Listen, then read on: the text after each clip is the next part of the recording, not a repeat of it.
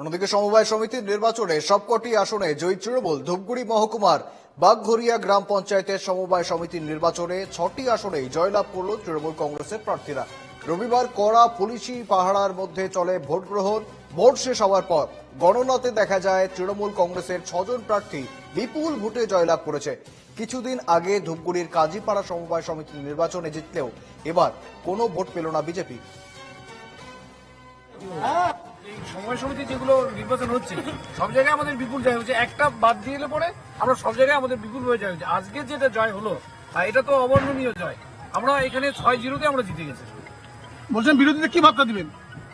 বিরোধীদের বার্তা আর কি দেবো, আর বিরোধীদের কোনো অস্তিত্বই নেই, আর বার্তা কি দেওয়ার আছে?